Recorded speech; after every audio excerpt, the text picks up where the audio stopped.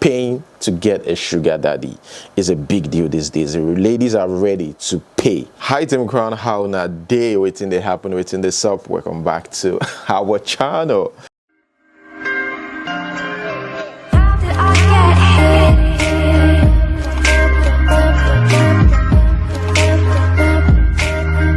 Okay, guys. They've started again, guys. They have started again. The Yoruba movie industry. Now, I don't want to believe this is the name for the movie itself, because these days on YouTube, especially, we see, a movie uploaded by someone else with a different name or different title, right? So this is the title of this movie. I don't want to believe that this is the actual title. It says here, Mr. Kubana, Money Maker, starring Adekola and Shola Kosaka. That's funny anyways. Moving on to the next news, I want to say congratulations to Hushpuppi. She won bronze at the Tokyo Olympics. Congratulations to you, Hushpuppi, where we've won bronze medal and silver. Ladies, guys in Tokyo, what's going on with you? Kudos to the ladies, by the way. The guys, I beg, make a chill. Well, I'm just kidding. Of Nigeria, she was 5th in Rio, and she's gone up the board and she's won bronze. And at one stage, she was leading on. Okay, guys, and also I saw it in the news that that this lady dedicates her medal to Bishop Oyedepo. I mean, if whatever you believe in, as long as you believe in and it's working for you, great. Yes, and I saw some comments saying, oh, you should have, why didn't you dedicate it to God? Like, why Oyedepo? She knows why, might be God of Oyedepo and stuff like that, Nigerians. Okay, guys, moving on to the next one. Here is about Big Brother Naija. Big Brother Naija, this lady, a lot of people are talking about her dress though, Angel. Now, this was the same lady that was body shamed recently. A lot of people didn't believe that this body shame. They said she really wants to be talked about, and that's why she's wearing those revealing clothes. Another one here, another outfit here that's so revealing, and people are like, okay, we get it. Now, I think we have to get used to this. They were like, she's doing too much. That's what they're saying. Like, this is becoming too much. In the Big Brother Naija house, the lady that was body shamed for having saggy boobs. Yeah, that's the lady I'm talking about. Okay, guys, still on Big Brother Naija. Here is Niyi's wife, one of the housemates, the wife and the child. Bella and Raphael's here, and we just wanted to say thank you so much for all your love and support. We truly appreciate each and every one of you, and we wanted to say that Raphael is actually keeping me a lot of busy, and that he can stay in the house and enjoy and have fun and vote for me. Cheers! Yes!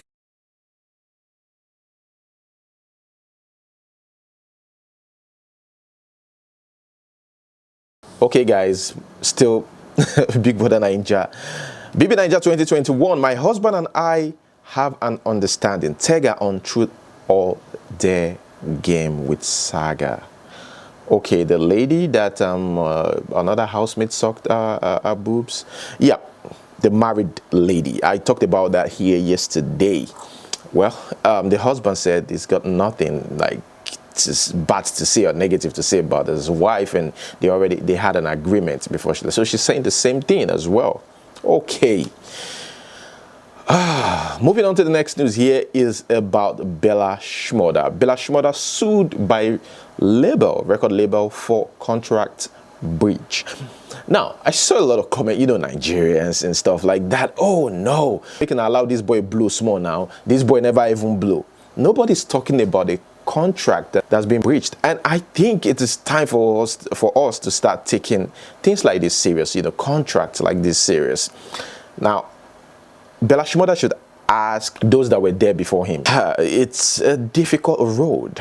He must understand. So he needs to settle this with his record label. And the record label said this guy went on to creating a new record label while still under another record label, went ahead to, create a new record label without their knowledge. So that's what I'm saying. He needs to ask those that were there before him. I mean, we're talking about Brimo, Vector, Runtown, Kiss Daniel, YC. Whiskey was lucky enough, but not everybody would be as lucky as Whiskey. And some other artists that were promising back then, their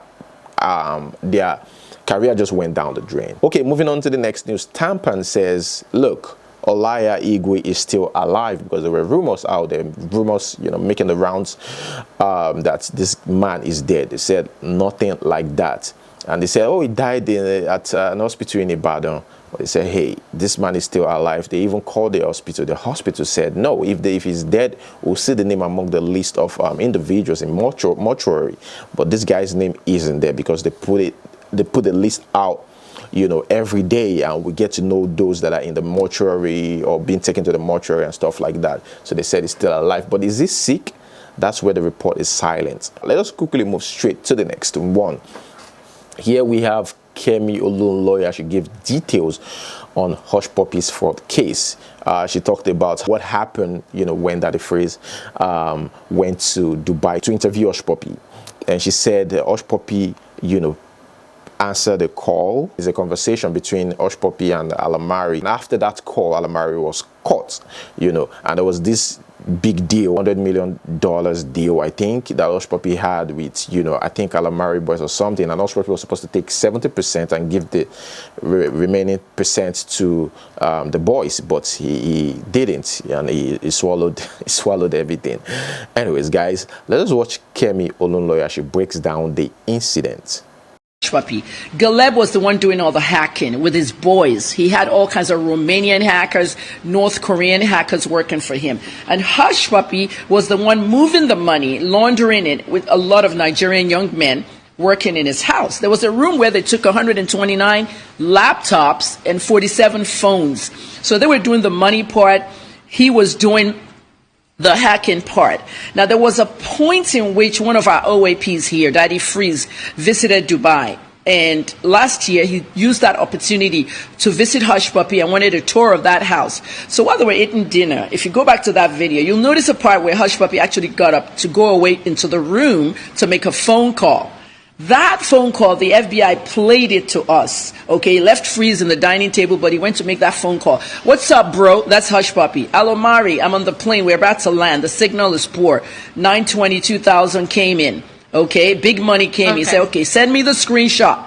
Okay, when I get to the terminal, the plane will, when the plane gets to the terminal, the signal is back, the network. Okay. So Hushpuppi wanted the screenshot. So as Alomari got out of the plane, the FBI caught him, and that was the end of it. Now, when they caught Alomari, was it Alomari that outed Hushpuppi? Possibly. But also, Alomari's boys just got out $100 million from the COVID second. So the arrests are still coming in, Now, let me tell you one part of that whole COVID thing. The $100 million were for ventilators for COVID. And what Donald Trump wanted was to put that funds. Those funds were going through the United States Secret Service. They're another elite law enforcement agency. When Alomari hacked into it, reportedly, the $100 million came out. The 30% is Hushpuppi's money, and the 70% is Alomari and his boys. So when Hushpuppi had heard, this is according to an FBI source, when Hushpuppi had heard that they've captured Alomari, rather than just go down low, lay low, whatever, he double-crossed, okay? According to my source, he allegedly double-crossed Alomari's boys of that 70 million and kept the whole 100. Out of greed, those boys were the ones that tipped the FBI off on the entire operation. And they found a way to start looking for Hushpuppi. And then Hushpuppi flashed everything and all that. This is one of the reasons why he fired Jill Pisetsky and Vicky Prodebeski, the first two lawyers who were saying, oh, our client was kidnapped, our client is an influencer. That wouldn't work. I know Louis Shapiro. He's a very good lawyer. And I said it on my Instagram page. When Shapiro gets in there, he's just going to tell the feds, plea deal. And this is the problem we're having now with Woodbury. Olale Kwanle, the second in command. This is the boy that was in South Africa. Kwanle was in South Africa, and he fled South Africa because they wanted to kill him. There was one particular Yahoo over there called Ali Baba. It was a big BEC, and a lot of money came out of it. And I heard our boys we're going to share that money. And Woodbury reportedly fled Dubai when he heard they're going to kill him. He didn't want to release the money. They were going to kill him, the cultist boys. And he fled to Dubai and moved with Hushpuppi. When he got to Dubai, he settled the boys. But at the end of the day, the BEC emails and the scams were still on Woodbury's phone. And that's why he's having a trouble now with his trial in Chicago. They have another lawyer that they've added to that case. I'm covering that too. The next date is August 6th. His name is Thomas Durkin. And Durkin is another very good lawyer. They're paying these lawyers huge amounts of sums. And Woodbury is in what they call Okay, Ajesua, let's get personal. You asked me why did I get into this case. One, I'm a journalist. Number two, the same question BBC asked me in London. BBC London called me. They noticed that Hushpuppi and I had some interaction. Okay, I was curious. I wanted to follow what's going on. The interaction was years ago. When I came out of Port Harcourt prison, when I was detained, I was sick, very ill, and I had a huge medical bill, and I had to treat myself. So I did a fundraiser online, and I started going to the DMs of famous stars, people that had money. Okay, I'm blunt. I needed the money. So I went to Hushpuppi's page, and I sent him a message, and I did a post. And he said I have to apologize to a certain blogger before he could give me money. I apologized to the blogger. The post is still on his page. I apologized to the blogger and he didn't give me the money. And I called him. I said, you're a scammer. Okay, you scammed me. You let me apologize to my nemesis and you scammed me. At the end of the day, I said something that some people picked up. You're a scammer. So when I heard this stuff, it came from one of the people in that house, Palazzo Versace, that afternoon, 4 o'clock, our time, 7 Dubai. Said they just arrested Hushpuppi. They just raided the house. They just, and that's how I broke the story. Then I followed it since then. And then one of the reporters at the Gulf called me and said, hey, Kemi, Hushpuppi going to America tomorrow. Okay, guys, here we've got Malami saying, we have no information on FBI arrest warrant for Abba Kyari. Don't worry, you guys will receive it. And again, here we've got Ahmad Issa, the Brekete family radio host, the guy who slapped, you remember, who slapped an interviewee recently, I think a few months ago or a few weeks ago. Yeah, he says that Abba Kyari shouldn't go down for one mistake. And I'm just thinking, not one mistake. Even the FBI didn't say it was one mistake. He said this guy has got multiple or numerous business transactions, with Hushpuppi, not just one. So technically, they're business partners. And FBI made it clear, in their statement that that's not the first transaction. And they're still going to release more reports on that, just gradually. Moving on to the next news. Guys, this is funny. Paying to get a sugar daddy is a big deal these days. The ladies are ready to pay so that they can earn money through sugar daddies. And any lady that is out there that wants to offer them that opportunity to be able to link up with the sugar daddy, they are ready to die for it. Guys, this just reminds me of when I was still with my parents. That was like several years ago. And there was this herbalist, traditionalist, right? A young guy, but has a place where people come over to do whatever diabolical thing. I don't know what they do, but I know this guy is a traditionalist and a herbalist. Nigerians will understand what I'm trying to say. So the people that visit this guy like all the time, females, a lot of females. And I keep asking this guy, why so many females? He said, he actually helped them. I still didn't get it until like, I think 4 years ago, I started seeing stuff on social media and started thinking like this could be the reason, like 5 years ago or something. I started thinking like this could be, to get sugar daddies or to have, because I don't know why females are going to see this guy. This is happening now on social media. A lady is duping people, taking advantage of girls, collect money from them, Photoshop herself in a certain area just to collect money. She's pretending to be a big girl. They say fake it until you make it. I guess that's what she's trying to do, but of course making it by duping people, taking advantage of young girls looking for sugar daddies. Let's watch Tosin Silverdam as he explains this. Let's go. While I be Nigerian Bello, it is safe to say Nigerian girls, so many Nigerian girls, they are desperate. They just want to have sugar daddy. They just want to have a man to be spending on them. They don't want to do anything. What I'm about to tell you, I am disappointed. So I stumbled on this lady's page on TikTok, and I saw her videos. Her videos where she was advising ladies how to get sugar daddy, how to get a man that will love them. She will coach them, teach them how to get sugar daddy. They will pay and everything. She will coach them. She was now uploading videos, pictures, and everything of the places she traveled to.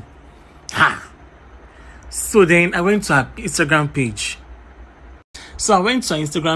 I followed her on Instagram. I think her page was in private. She later accepted my request, and I went through some pictures. But now I think she has removed me as a as a follower, because she knows that I am there to come and gossip. If you see the things I saw on her page, man, this girl, they scam girls. So on her page, she posted so many pictures of where she traveled to, France, this place, that place, on behalf of a sugar daddy. So she's willing to teach girls on how to get sugar daddy. So these are some of the pictures. See guys, did you notice anything in these pictures? Let me show you the original. Look at the original picture. This girl practically photoshopped herself into this to make it look like she traveled that. And the girls on TikTok and Instagram are believing her, paying her. They are actually paying her to teach them. For this girl to teach them. I'm surprised. Let me show you more. Look at this. This girl she's smart. Look at the original. Look at this one. Isn't it obvious that this is Photoshop? See the original. See another one. See this one. Look at the original. And I'm surprised. That girls are actually falling for her tricks on TikTok and on Instagram. Like, they believe. I was surprised that they didn't notice that this thing is actually fake. This thing is photoshopped. Girls believe that they are looking for sugar daddy. Girls are desperate. So they say that they're even paying for her to teach them how to get sugar daddy. That will spend for them. This generation. I weep. Moving on to the next news. This is shocking, guys. Church reportedly tries to resurrect a man who died in his sleep in Delta State. It's still happening? Like somebody died in their sleep and you rush the person to church expecting to see them rise again or breathe. Guys, I don't know. Is that even possible, guys? Let me know if you believe in that. Like, is that even possible? After death. Let me know what you think about that. Let's watch this video.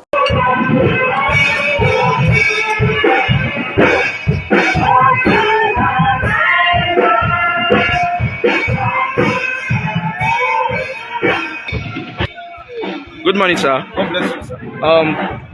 The above video shows that one Mr. Junior in Ugbokodo community was confirmed dead, and he was taken to your church for prayers. I don't really know what really happened, sir. Sir, point of correction, he was not confirmed dead in your church. Okay. He was already confirmed dead when they rushed him. Okay, guys, we've got Patoranking and Paul Okoye, and of course the little and intelligent Patoranking's daughter. Here's their conversation. Let's watch. Say hi, uncle. Baby. Thank you. I don't need it. Okay, so what would you say to uncle? I don't need it, okay? What's your name? My name is Paul. Paul. Daddy's name is Patoranking, and they call me Rude Boy. We live together, yeah. Yes, Uncle Paul. Good girl. Okay, say bye. It's beautiful. Okay, speaking about theft here and embezzlement and corruption, we've got a Diezani, and her 80 million naira worth of properties, and also this lady, jewelry worth 14 or almost 15 billion naira. Billion. Okay. Like 1 billion, 2 billion, 3 billion, 4 billion, 5 billion, 14 point something billion. Okay. Another page. Yes, the other one has to do with the Deziani jewelries. Yes. Are they still in your custody or they've been turned into cash? No. They are in our custody. It has not been auctioned yet. Oh, the jewelries are. So, I mean, is it safer to keep them in your custody if they've been finally forfeited or to just auction them? No, they have been finally forfeited, just like houses and vehicles, etc., etc. And the Commission is looking forward to the Presidential Committee to auction all those items and then deposit the money appropriately into... When did you get this forfeiture order? We got it, I think, sometime in 2019, if I remember, yeah. I mean, given the financial situation of Nigeria, shouldn't we auction these things fast and put the money to use? You know, a lot of processes hindered, a lot of events, hindered us to proceed with that, as you are aware, sir.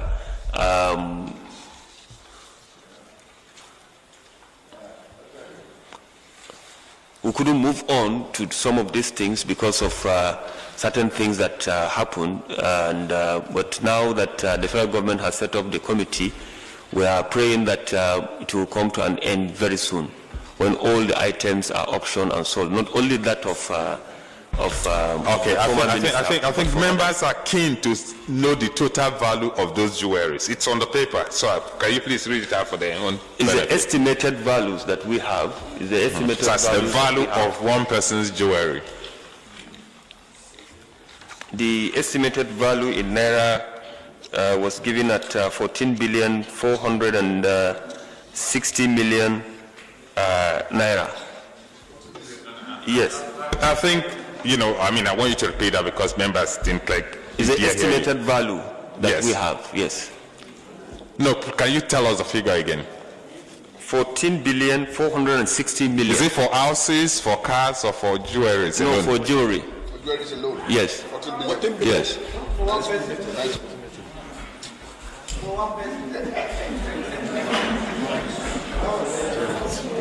Yes.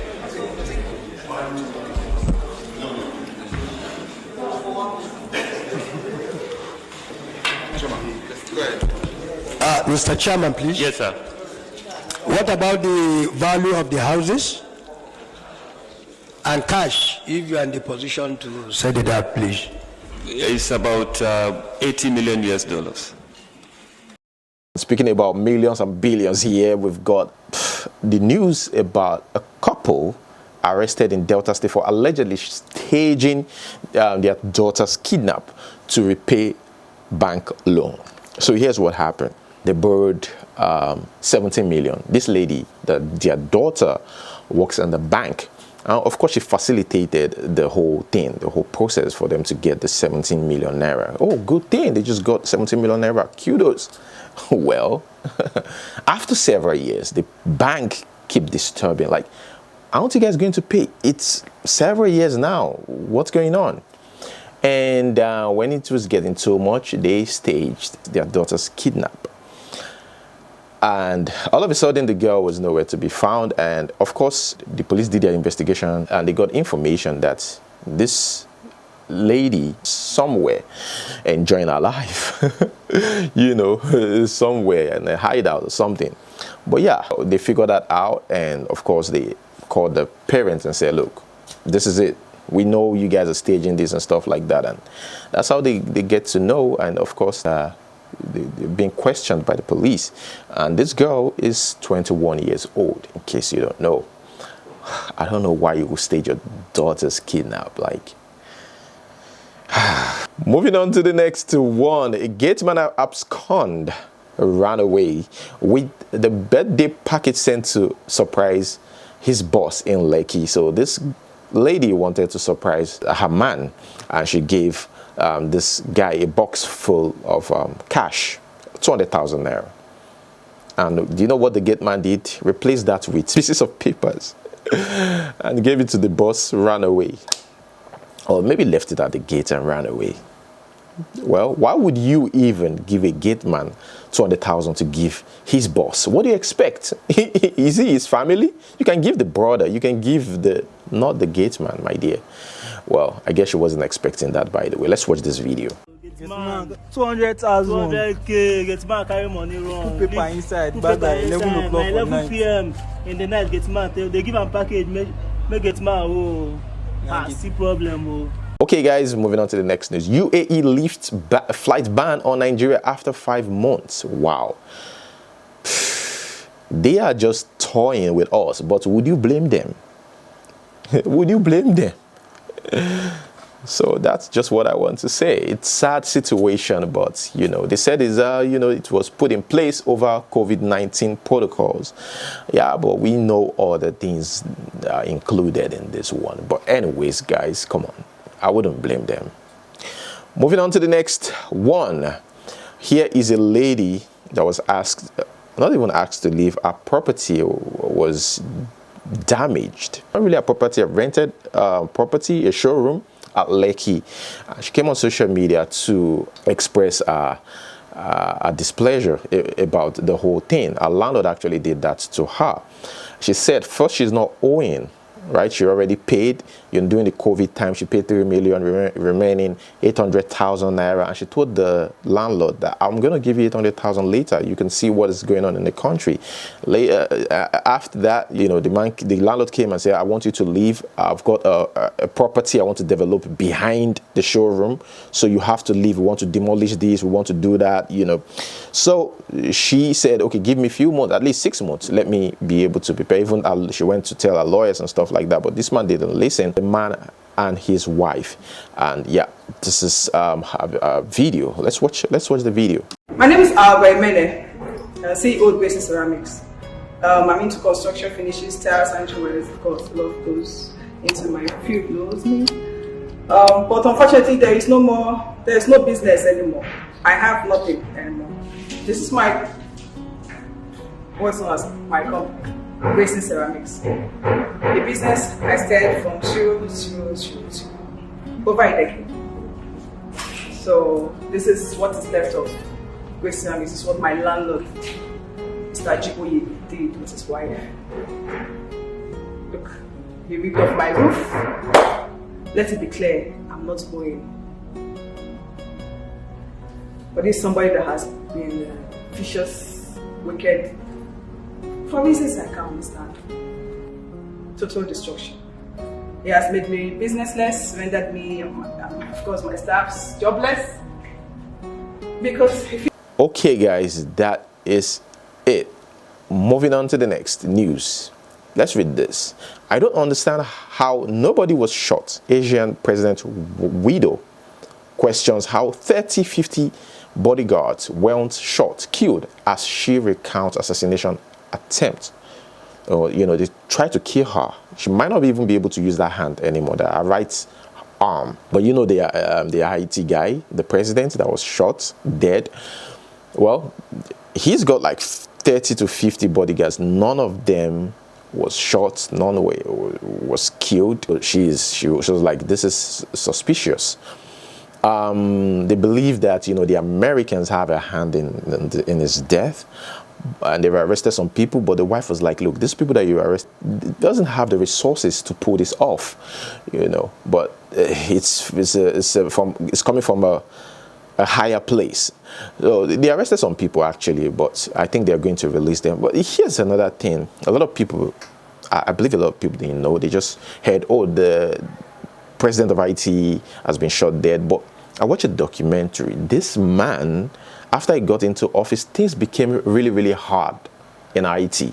Kidnapping became the order of the day. Like, kidnapping was normal, steady. Haiti became something else, became a shadow of its own. Yes, Haiti has been going through a lot before his arrival, but it became worse during his arrival. You can't even, Nigeria, you're talking about Nigeria when it comes to kidnapping.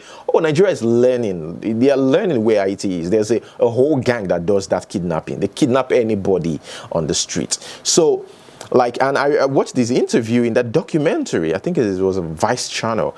Watched the interview, and this man really acted like he cared less, or like he's doing his job.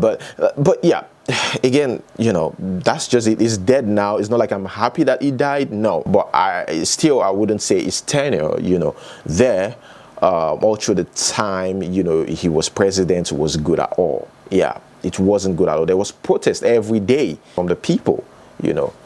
But yeah, let me know what you think about that in the comment section below. That is where I'm going to hold it, guys. Let us quickly move straight to the question of the day. To this question, mathematics question. If C is found in CBN, PHCN, NDDC, AEDC, NCS, EFCC, IEDC, NCSC, NCDC, ICPC, NPC, NCAA, NCC, and NNPC. What is C?